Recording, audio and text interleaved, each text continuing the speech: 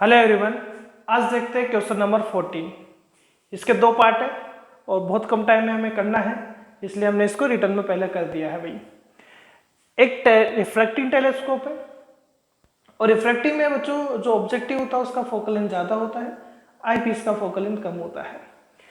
इस तरीके से होता है, ये काफ़ी बड़ा और ये बहुत छोटा होता है। ये ऑब्जेक्टिव होता है और ये आई लेंस होता है।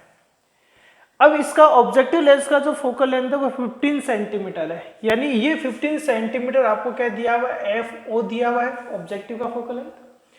आई पीस का फोकल लेंथ 1 सेमी है, तो ये तो देखो बच्चों मीटर में है और वो सेंटीमीटर में है, तो आप इसको मीटर में चेंज कर लीजिए। तो 1500 सेंटीमीटर इसका आंसर आ जाएगा, किसका, एफ नोट का अपने पास फोकल लेंथ का।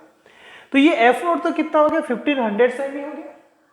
क्योंकि मैग्निफिकेशन की बात करें, क्योंकि ये जो यूज किया जा रहा है बहुत ज़्यादा जो डिस्टेंस है उसको देखने के लिए ऑब्जेक्ट को यूज किया जा रहा है और बहुत ज़्यादा डिस्टेंस पर देखने के लिए यूज किया जा रहा है, तो इसका मीन लास्ट इमेज आपके पास इन्फिनिटी पर है और इन्फिनिटी वाली कंडीशन का जो मैग्नीफाइंग पावर होता है वो क्या होता है, F upon F E. F और एफ ई का वैल्यू रखा तो ये अपने पास 1500 इसका मैग्निफिकेशन आ चुका है, मैग्नीफाइंग पावर आ चुका। बहुत ईजी सा क्वेश्चन है। सेकंड पोर्शन क्या कह रहा है, ये बहुत अच्छा क्वेश्चन है बच्चों, ये बहुत अच्छा क्वेश्चन है, ठीक है। ये आपसे कह रहा है कि इस टेलीस्कोप का यूज मून को देखने के लिए किया जा रहा है, एक मून को देखने के लिए किया जा रहा है। इस मून का जो डायामीटर है, जब इमेज बन रहा है वो ऑब्जेक्टिव लेंस से जब इसका बन रहा है तो इसको डायमीटर, देखो ये आई पर, ये अर्थ से आप ऑब्जेक्टिव लेंस के थ्रू देख रहे हैं, तो अर्थ से जब आप इस मून को देखें तो इस मून का जो डायमीटर है वो तो 3.48 इंटू 10⁶ मीटर है। इसका जो रेडियस है, यानी इसका अर्थ से जो डिस्टेंस है, ये रेडियस है, अर्थ से ये जो डिस्टेंस है, पैरेलैक्स मेथड आपने पढ़ा होगा 11th में, उसकी ही तरह हम कर रहे हैं। तो पैरेलैक्स मेथड के जैसे यह जो डिस्टेंस है, वो जो रेडियस है वो कितना दिया हुआ है, 3.8 इंटू 10⁸। तो इसका एंगल का फॉर्मूला क्या बनेगा, arc by radius. Arc is the diameter और रेडियस इसका आर नोट रेडियस हो गया, ठीक है। तो हमने ये वैल्यू रखा है डी अपॉन आर नोट। लेकिन ये जो थीटा बन रहा है बच्चों, ये थीटा एग्जैक्टली कहाँ बन रहा है, ऑब्जेक्टिव लेंस पर बन रहा है अपने पास में।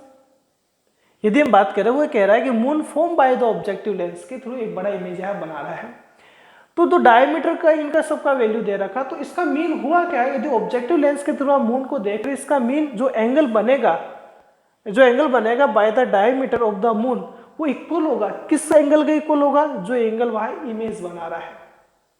यदि हम बात करें, यदि हम आई के थ्रू किसी लेंस के थ्रू देख रहे हैं, यानी जो एंगल बन रहा है वास्तव में, जो एंगल बन रहा है इमेज को देखने के लिए, उसी एंगल की वजह से तो आपको ये मून दिखाई दे रहा है।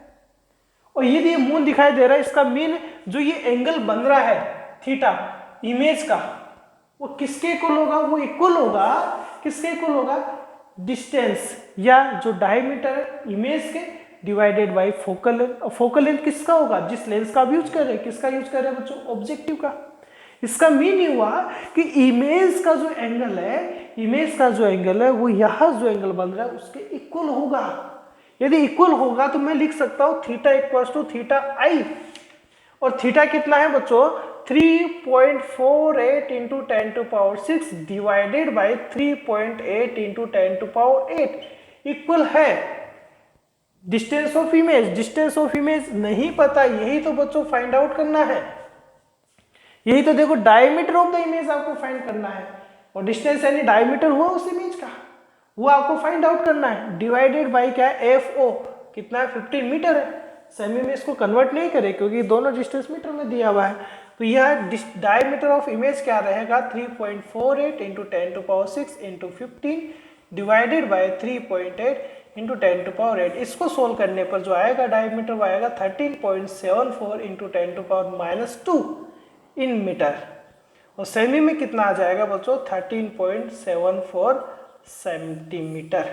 ये इसका डायमीटर आएगा, ठीक है बच्चों, थैंक यू।